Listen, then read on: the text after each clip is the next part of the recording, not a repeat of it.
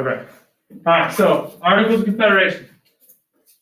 What is 5.1 about? Yeah, there we go. Okay. So Articles of Confederation. What are the Articles of Confederation?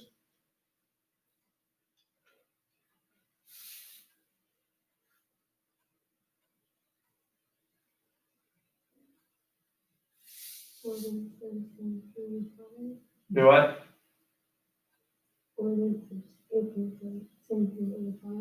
No, that is not the Articles of Confederation. The original U.S. Constitution. Okay, yeah. So the first document that guided the United States as their Constitution, first law, not necessarily law, but first guiding principle of the United States. Okay, that was the first document. Okay, so let's go from there.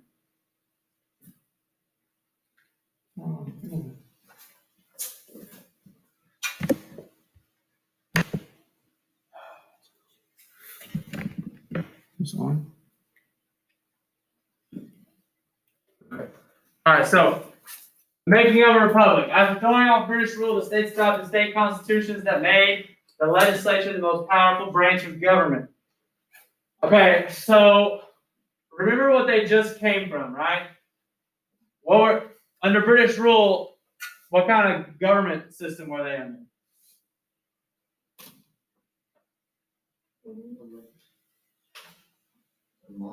Monarchy, right? What does monarchy mean? Who's in charge of that? King or queen, royalty, right? Okay, so with that, they wanted to make it to where the state or central government had as little, the central government or national government had as little control as possible. Okay, so they made it to, under the Articles of Confederation, they established a weak central government. Of course, you guys can see that right there, though. I'm going to talk about that on yours. I would highlight that bottom bullet right there. The Articles of Confederation set up a weak national or central government. Okay, because that right there is definitely going to be a test question. All right, it set up a weak central government. So in 1777, the Congress adopted the nation's first constitution called the Articles of Confederation. All right, this is the first document that the United States used to guide themselves. All right. Policies for Western lands. Remember we talked about the Northwest Ordinance before, the Northwest Territory when we showed that map, and you showed it was east of the Mississippi River and north of the Ohio River, correct? Remember talking about that? So the Ordinance of 1785 set up a process for the United States government to sell lands north of the Ohio River. So this is just saying what land it set up, but just what we just said, Northwest Ordinance, north of the Ohio River, east of the Mississippi River. Okay. So the land ordinance, remember what ordinance? Yesterday we had ordinance as a vocab word, right? What does that mean? Law, right? Just a law. That's a big word for law. So the law of 1785, or the ordinance of 1785, set up a process for the government to sell land in the Northwest Territory.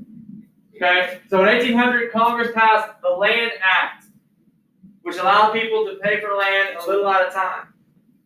So how they would do this? Remember we said they set up townships, right? And they were 6 miles by 6 miles wide. So they would basically have a big square.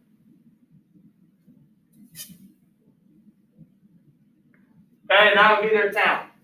All right? And then they would take this town and divide it into sections. Not quite like this. We'll just pretend those are all equal sections. Okay, so it's 6 miles this way, and then 6 miles this way. All right? 6 miles on all sides, and then they would go like this.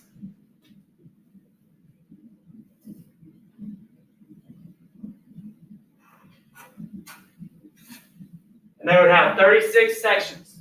Okay, just pretend these are all equal in that room. Okay, so each section right here is 640 acres.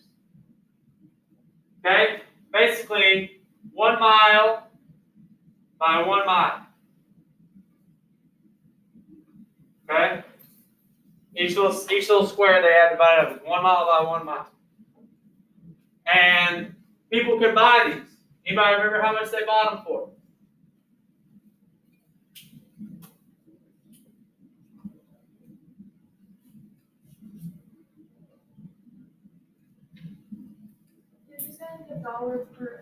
$1 an acre. Okay, so they could buy each little square for $640. All right, so $640 for each little square. You can buy multiple squares if you want. Multiple, I guess you call them. We'll just call them squares. All right. So now there are 36 sections, but only 35 were for sale. What did they make sure every single one had?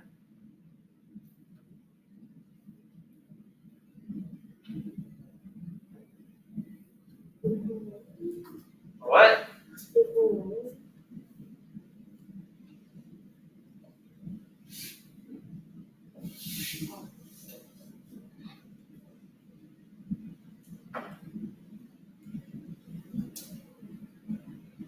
Every one of them had a school.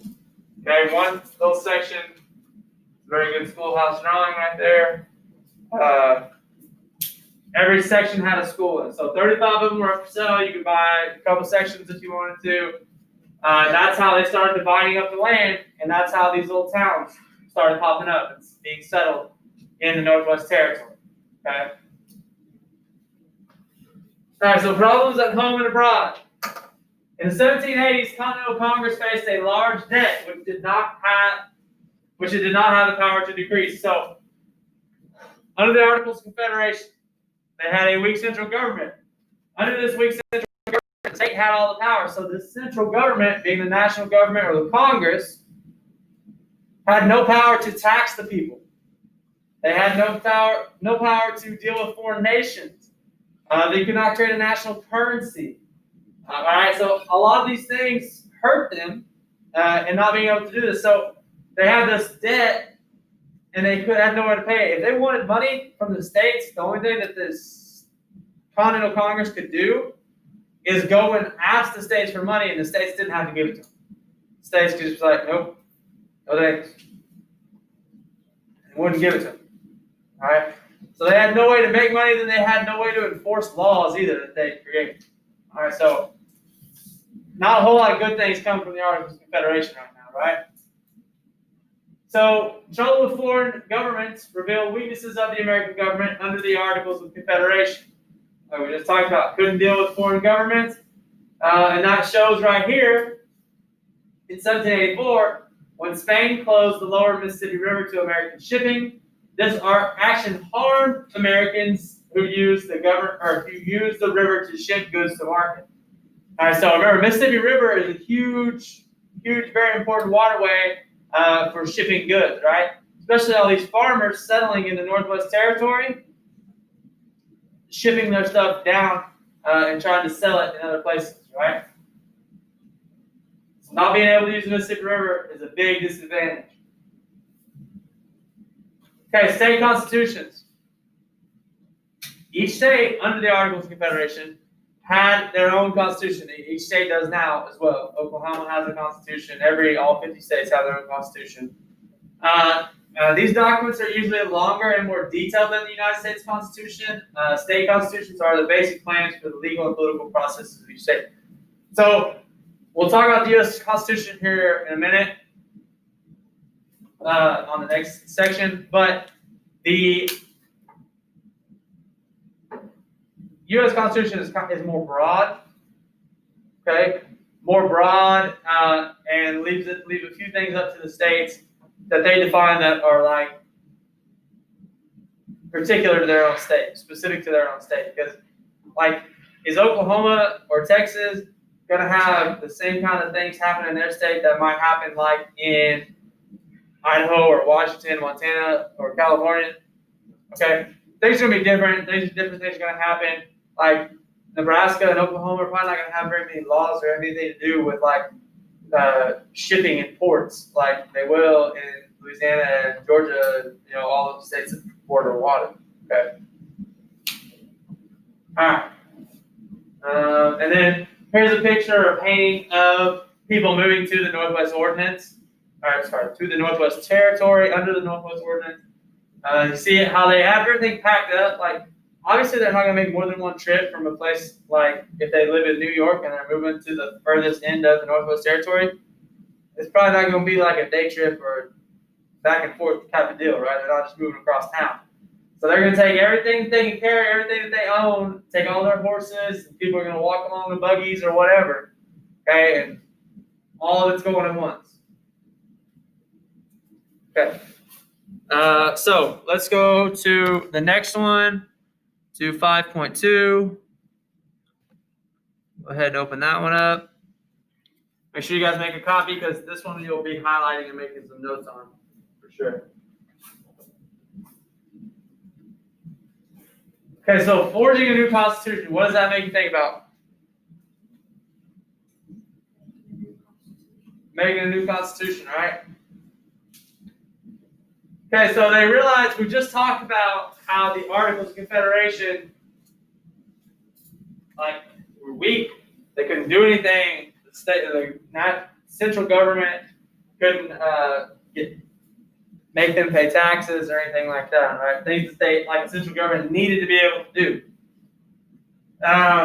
So many Americans convinced that the government under the Articles of Confederation was too weak to deal with the country's problems. They became convinced that the government under the Articles was too weak to deal with the country's problems. So what they do is they decide they're going to have a meeting. All right? They decide they'll have a convention, have all the delegates get together in Philadelphia, and they're going to revise the Articles. Okay? In the 1786, economic trouble caused Shays' Rebellion. It's a revolt by farmers in Massachusetts, led by Daniel Shays. Okay? He led this rebellion. What they were going to do is, what was happening was that farmers weren't able to pay for these farms. Remember how they said they could pay a little bit at a time? But this was back in Massachusetts, so this wasn't even in the Northwest Territory. Okay? So farmers are not able to pay for their farms because they're in a depression and nobody's purchasing any food from them, buying their goods from their farms that they're producing, so they can't pay. So then the banks come in, foreclose on their farms, and kick them out, throw them in jail, whatever, because they can't pay. So that upsets farmers. Obviously, they're taking everything from them, and that leads to the revolt. So Daniel Shays leads a revolt, and they say they're going to go to the armory, which is where they keep all the guns and ammunition and stuff for the Congress, and they're going to take that and then take back their farms with those guns. Well, that doesn't really work out for them. Good idea, but it gets shut down. George Washington shows up and nixes all that. Okay? So after the Revolutionary War, now this last bullet, I put this in here just so you guys are aware, and we'll talk about it a little more later where it comes into play in this section, but slavery still existed. Don't think it just popped up once we get to the Civil War. All right, it has been going on. It went on before the Revolutionary War, continued through the Revolutionary War and up to the Civil War, and then up until Abraham Lincoln. But at this time, it was legal in every state. All right, so slavery was legal in every state after the Revolutionary War. So now on the Constitutional Convention. Okay? So this took place in 1787. This is when they decided they were going to go and revise the Articles of Confederation. Okay? This is what they decided. They were going to go just revise them, fix them, make the government a little stronger, and then move on. Well, after Shays' Rebellion, George Washington shows up to the Constitutional Convention. He decides he needed to be there, and some things got changed. Now, not to say it was all George Washington. There were a lot of other men there. But they end up throwing out the Articles of Confederation and starting over from scratch, with the new Constitution, the United States Constitution. Okay? So, these next two bullets I would highlight. Make sure you know, I would probably highlight Virginia Plan more representation for population. New Jersey plan, equal representation for all states. Okay? So, now I'll probably type down in your notes or add it to up here. The Virginia plan is for large states. That's who supported that. New Jersey plan, small states. Okay, add those on there. Because the Virginia plan at the convention called for a strong national government. Virginia plan called for a strong national government and more representation for heavily populated states. More representation for heavily populated states. So what that means is that if you had more population, if you had more people living in your state, you would get more representatives in Congress. Okay? Well, that works out really well for the the states that are large and have more population, like Virginia. Okay? And the reason they wanted more representation is to get more votes. Okay? So that things would go their way in Congress. Now, the New Jersey plan was smaller states, and it called for equal representation. So every state would have the same number of representatives, same number of votes. Okay? So that's what they were getting at with that. Now, what do these sound? These kind of sound like what we have now, the House of Representatives and the Senate. Okay? So, on the next slide, they come to what is called the Great Compromise. Okay? I would highlight the Great Compromise. Okay? It settled the disagreement between large and small states by proposing different representation in two houses of the legislature. Okay, so what they do is put them both together. Okay? They create a two-house system, bicameral. All right, remember that word. It means two houses. They have a House of Representatives, which is representation based on population. Or what plan does that sound like? For large states? The Virginia plan, right? Or you have the New Jersey, the Senate, okay? And it is equal representation. Like now, the Senate, everybody gets two representatives to the Senate, all right? And that goes with what plan? The New Jersey plan, okay? So, the Great Compromise, that's definitely going to be a test question, okay? Now we have the House of Representatives, right? And it is representation based on population. So, like the United States, we have, obviously, this is the United States. Oklahoma has 7 representatives in the House of Representatives, okay? Because our population, that's how many we get. Then California, they have like 50. Okay? Because their population is so much larger. New York has 35 or 40, something like that, because their population is so much bigger than ours, right? So the more people they have, the more representatives they get in the House of Representatives. Now the Senate, everybody gets 2. Oklahoma gets 2, New York gets 2, California gets 2, Hawaii gets 2, everybody, 2. All right? Does that make sense? Okay? So they have 2 separate houses, and they're both part of the Congress. All right, now the 3/5 compromise. This is also going to be definitely on the test. So I'll highlight 3/5 compromise. It established that every 5 enslaved persons would count as 3 persons in a state's population total. I'll make sure you highlight that whole thing right there. Okay, so remember we said slavery still existed. Slavery was legal in all 13 states. All right. So while slavery was legal, remember we said that some slaves chose to fight in the Revolutionary War or were allowed to fight in the Revolutionary War, and if their side won, they would get freedom, right? So in some states like Pennsylvania, slaves were free. Some slaves earned their freedom, fought for their freedom, but they still faced discrimination, right? I mean, obviously, that was still a big thing back then. They were discriminated against. They had to go to separate schools. Everything was still separate back then. They weren't allowed to do anything same with white people. Okay? So basically what they do, so let's see how many people are in here. There's 3, 7, and okay, we'll say there's 15. Okay, so 15 people. So that would mean they would add 9 people to the population. Okay, so here's what they wanted. Obviously, if their population goes up, what else goes up in Congress for you? Your representatives, right? So if your population is higher, your representation is higher. Okay, so they wanted to count all these slaves because it helped them out a little bit in this one area. So say there's 15 people in here, and everybody in here is an enslaved person. Okay? Outside the school, or the rest of the school, are free white males, and there's 100 of those. Okay? So there's 100 people outside, and there's 15 enslaved people in here. So the population of the school right now would be our state, would be 100. All right? And then they would add up 15 slaves in here, and then so 3/5 of 15 would be 9. Okay, so now the population, instead of just being 100, is 109, which could be another representative for our school or our state. All right.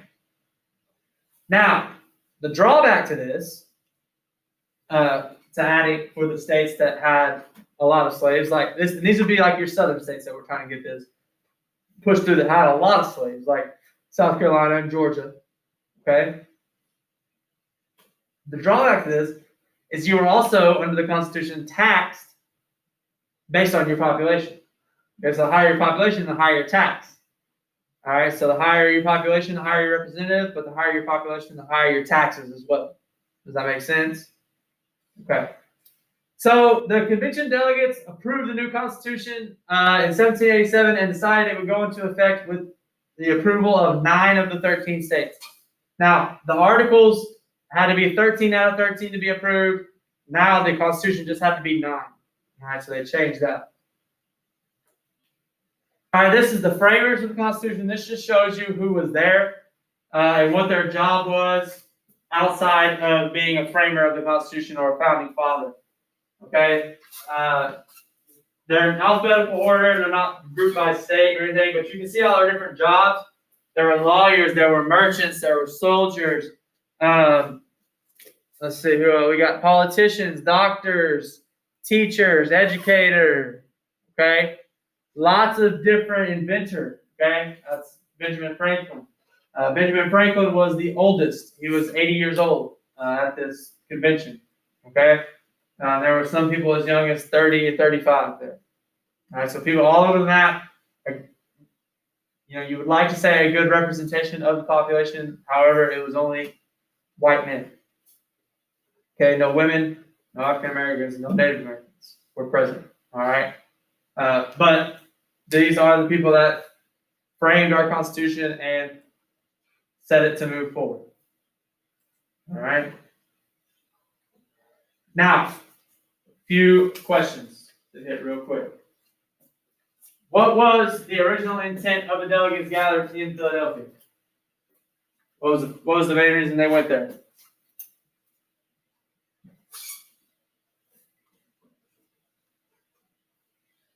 They needed a new constitution that represented heavily populated states and equal representation for the less populated states.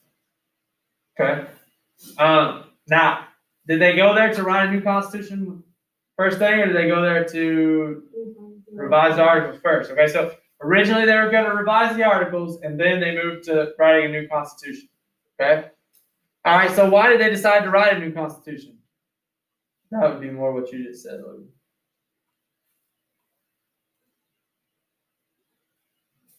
The states needed a new constitution.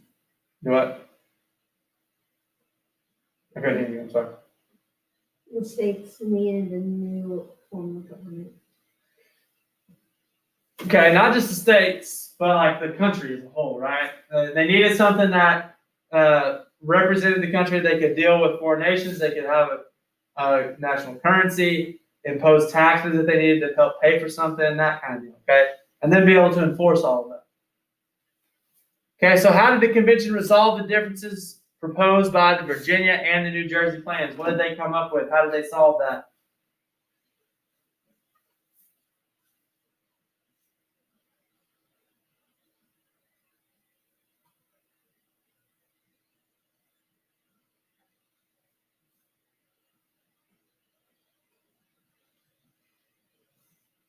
Loaded.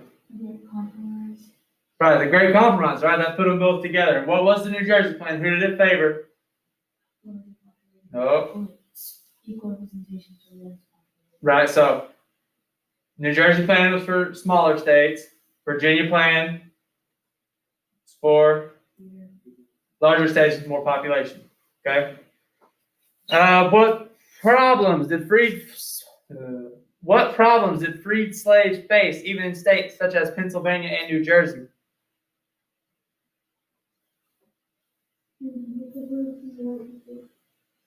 Do what? Yeah, discriminated and separated. Okay. What was the drawback for the South in counting the enslaved population?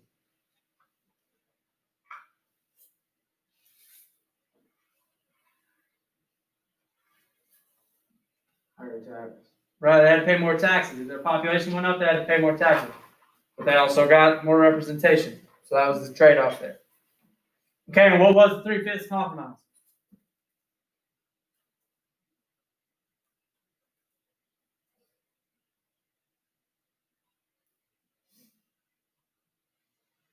For every 5 free person. You're there. You're like right on it. Go for it. Every 5 enslaved person would be counted as free. Exactly. So for every 5 enslaved people, three were added to your total population. Okay. Also, those are down at the bottom. The answers to those are down at the bottom in the speaker's notes. So if you want to go back over those anytime, the answers are down there for you to look at. Okay, so you have still a few minutes. If you haven't finished 5.2, got to read, or 5.1, I'm sorry, got to read from yesterday. Please get that turned in. If not, remember you also have Learn Smart due on Monday. You can work on that. It's chapter 5 or Learn Smart module 5 if you want to work on that. Okay.